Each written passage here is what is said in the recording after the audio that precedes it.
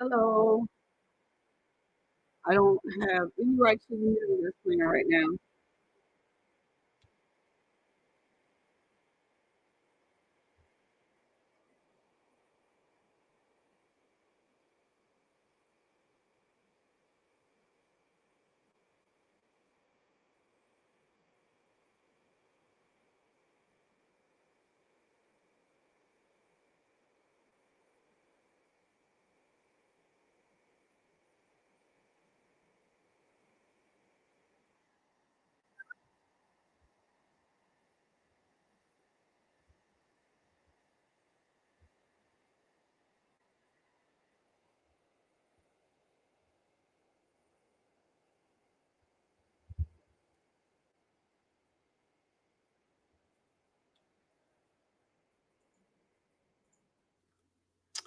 Okay, so here we are. It's 8 o'clock on a Monday evening, and hope you can hear me. Everything looks like it's doing what it's supposed to do. So,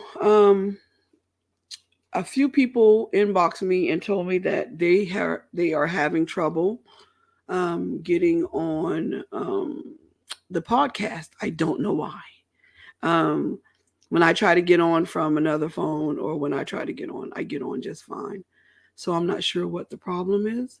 Um, but I hope that I'm looking better to you than I feel and I sound at this point. And so we're going to talk about insecurities. Um, and hopefully people will join in. But I think um, I like the fact that even when people are not on here with me, um, that they when I go back and look that people have actually been looking at it, and so that's a good thing.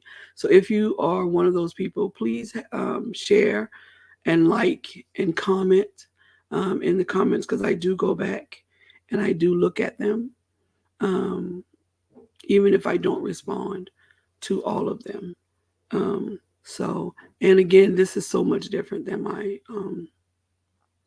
lives on TikTok because on my lives on TikTok, I get to interact in real time, which I'm better at doing than going back and reading old stuff because usually if you have questions or comments, whatever I respond back to your question or comment, um, it's usually so long I don't feel like typing it. So I would rather just try to answer and get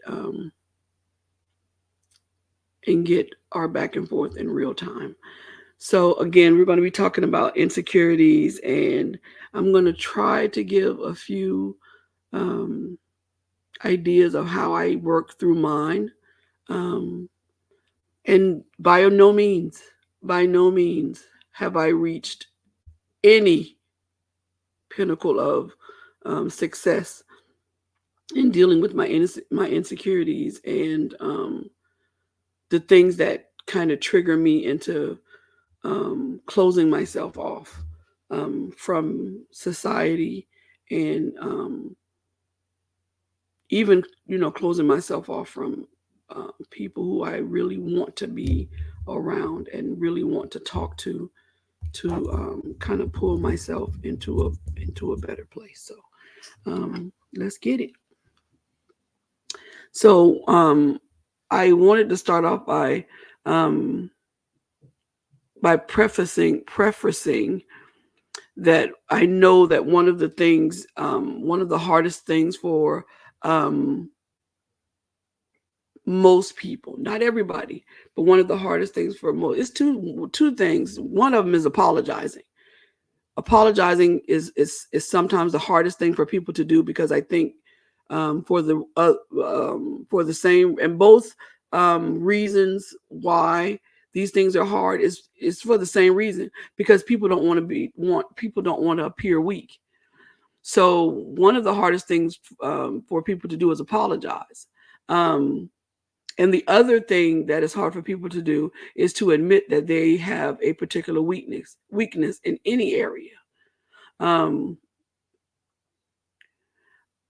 and I think that to admit to any type of weakness or to have a fault, it would kind of open up an invitation into that secret place that we reserve for those long sleepless nights when we can't sleep.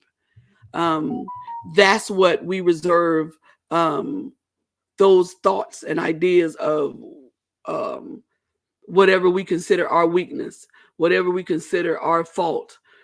Those are the things I think, besides the besides thinking of what other people might be thinking of me, those are the things that, I think that keep people up at night. You feel me? I think those are the things that make people, um, really think hard about their relationships with other people. Um, and I think one of the things that keeps them up is, am I pulling off? Am I pulling this off? Are people really believing that, um, that my life is this great? Because what you don't want to do when you have on this mask, or when you are putting out this, facade of perfection, is that you don't want anybody to know that that's what it is. It's just a mask. It's just fraud. And what you don't want to be is, you don't want to be found out. And so we don't like to admit that we have weaknesses. We don't like to admit that, that we have faults and insecurities and, doubts about ourselves. And I think what keeps you up at night is, how long do I have to do this before I find somebody I can open up to? Or how long can I do this forever? Because this seems to be working. And then I don't have to do the real work of doing, and I don't have to do the real work of working on myself. And I think to admit to weakness, or any issue that you might have, um, that you deal with daily, would be to admit that we are not perfect and that our lives are not somehow exempt from trials. Because I think that's another downfall of a lot of people, is that we don't want anybody to know what we're going through. That our life, almost on a daily basis, it is riddled with a trial, or, something that we really have to get through, something we have to go through on our own. That has nothing to do with our children or our spouses, but is a personal thing. And as long as we can keep up the facade that, I'm just skating through, and I've gotten over all of that, and, whatever issues I did have, I've worked through it, and now I've reached this plateau of just going through life. And so, I mean, but don't get me wrong. We talk about not having money. We talk about the kids acting up, the car being repossessed, and how our husbands are just impossible to deal with. But if we could peek into the heads of the ones whose makeup is always flawless, whose, face is always beat, whose clothes always match it, whose shoes always go with, and whose children, are never seem to get in trouble because they're just perfect, whose jobs are perfect, what will we see? If we could ever look behind the mask of those people that we consider the GOAT, if we could ever look behind the mask of those people who we consider as, um, that's my goal. Those their marriage is where I want to be. Their kids are how I want my kids to be. What would you really see? Who are they really? And I think the most important question is why do they feel the need to have to hide behind that mask? Because it can't be any worse than anybody else's.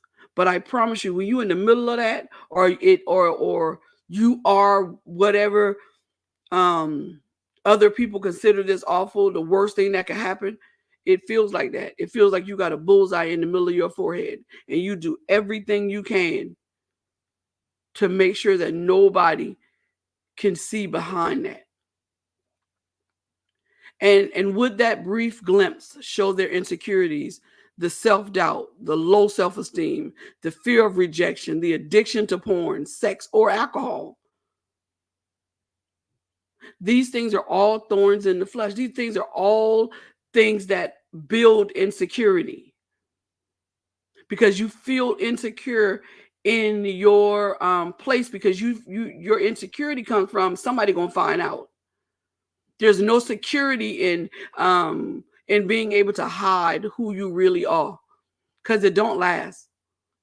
It don't last. These are the things we struggle with on a daily basis that we have hidden so deep and for so long that even those who are closest to us cannot see them. The problem with them not being able to see them is we need them to be seen, or we'll never heal. I had this job once, um, where I got good at doing a certain thing. Let's just put it that way. And one day, a girl saw me in the mall, and I heard her say, "Oh yeah, that's that girl right there. She's the she'll hook you up, she'll whatever, whatever." And I went back and I quit that job because I didn't want. While I was doing it, I wasn't thinking about what people were thinking about me. But when I heard her say that, I realized I don't want to be known as that. That if I die today, that's what they're gonna remember me as. And so the things that we struggle with daily on a daily basis that we hide so deep within us, those are the things that need to be seen. I'm not saying go out and spread your business. I'm not talking about going out and just, and giving it. I'm not talking about that. But you need to open up to somebody, because when it is seen by someone that you don't want it to be seen by, and instead of them talking to you about that thing, you have to hear about your name in the street. It's going to devastate you. That has happened to me before too. We need them to be not only exposed but to be dealt with. Before you start thinking that it is too much information for people to know about you, just hear me out. I never said that they had to know what your particular issue was. Nobody needs to know what your particular insecurity is.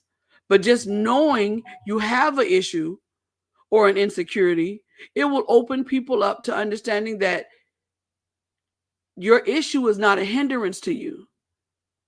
It is just that. It's just an issue. It is just an insecurity. But it don't have to hinder you. And if you can open up about your insecurity and you let them know, then they'll understand that issue or that insecurity don't have to hinder them in whatever they got going on either.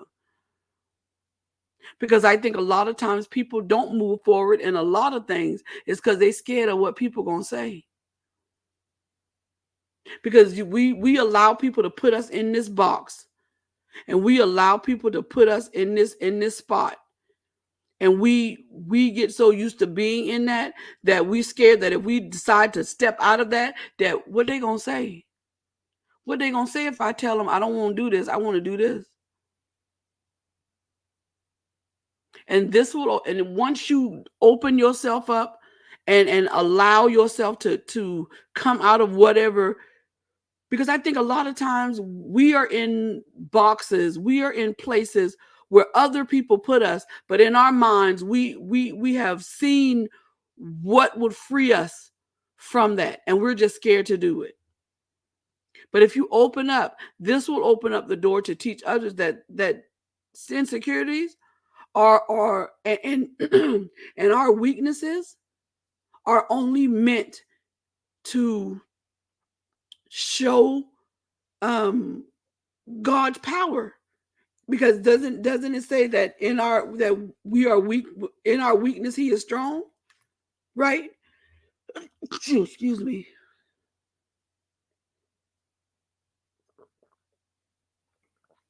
Isn't that what it says? It says that, right?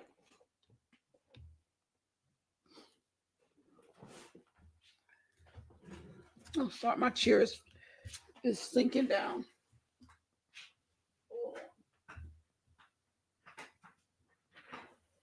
All right. I still feel like I'm shrinking, but okay. So,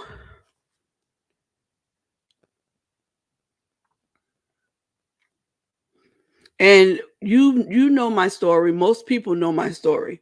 So nobody knows better than me the pain of having insecurities. Nobody knows better than me how having insecurities can keep you from reaching beyond your comfort zone and walking into your destiny. I know how it is to try to teach others about reaching for their destiny and knowing that the message is for me too. And I'm not following my own advice. I'm not pushing myself as hard as I am trying to push other people.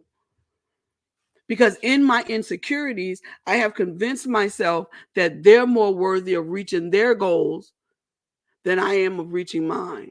And so I push harder for others than I push for myself. My challenge to you is to acknowledge your insecurity. And in doing so, you acknowledge the power of God. In acknowledging your weakness, you acknowledge that it is only through the grace of God that you are able to do what is required, that is required of you to get through life, to do what you were sent on this earth to do. So I challenge you to look beyond your insecurities, look beyond what you think of as your limitations, and let the grace of God guide you into your next step and into your next phase of life. You don't have to be stuck. And it ain't as hard as you think to break out of a box. Because first of all, you didn't build it. Somebody else did. So you trying to break out of you trying to break out of a case, a box, a glass, or whatever, when you didn't even build it. Somebody else put you in that. And so the idea that you're even in it is an illusion. That's crazy, right? As always, I'm praying for you and asking God to have you have his way in your life, just like I want you to pray for me so that he'll have his way in mine. All right, so I gotta find my other notes here, ladies and gentlemen.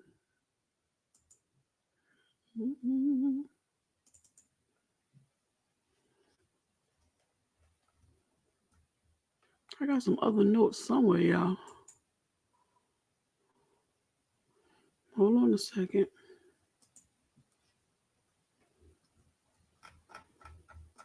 Maybe not.